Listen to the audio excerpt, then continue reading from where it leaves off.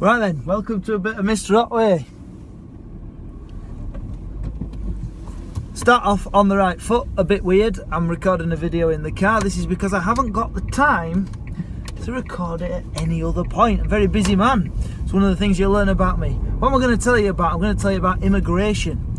And this is something that you're going to have to get used to. Coming in, scanning the QR code, watching the video. And every few seconds, you'll have a bit where I pause because I'm at a junction and I need to get out safely. But I figure they do this on Top Gear and it's on BBC where they drive along and talk, so it must be legal as long as you keep your eyes on the road.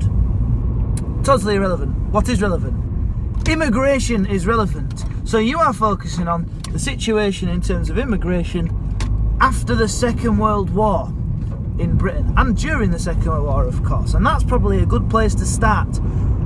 The main reason there were huge numbers of immigrants that came to Britain after the Second World War and during it to an extent was because we needed them. We desperately needed immigrants, and there's a number of reasons for that. To begin with, it's quite straightforward. We needed them to fight or to support those units that were fighting, to do those jobs that were needed.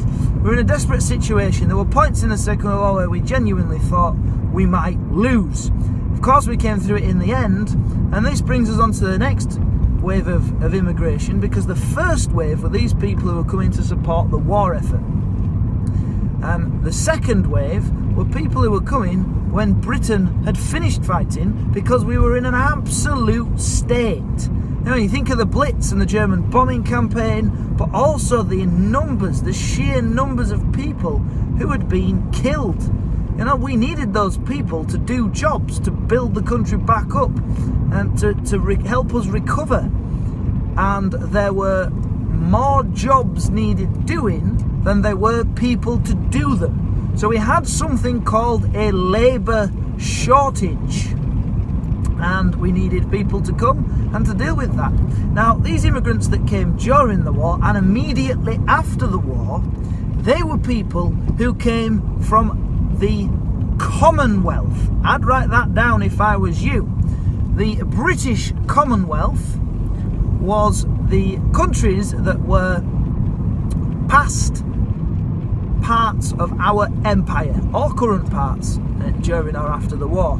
So if you give the example, a classic one is the West Indies, places like Jamaica, Trinidad, these sorts of places.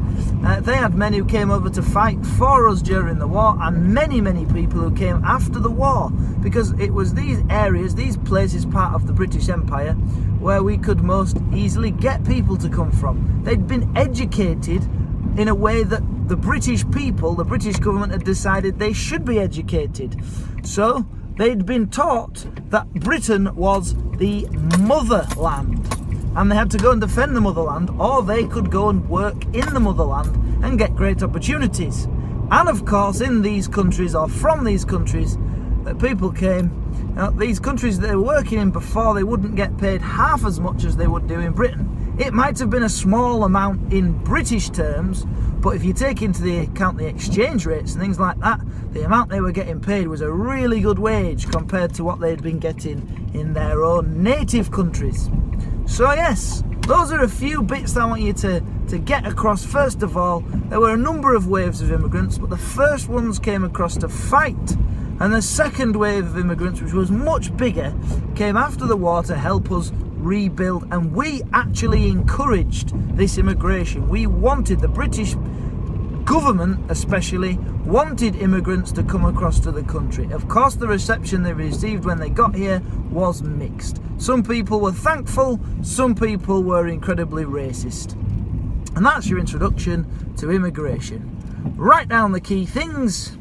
You can go back and pause, make sure you put the title, and get used to this. So get yourself a QR code scanner if you haven't already. If you're borrowing with somebody else, bring headphones, la-di-da, there we go.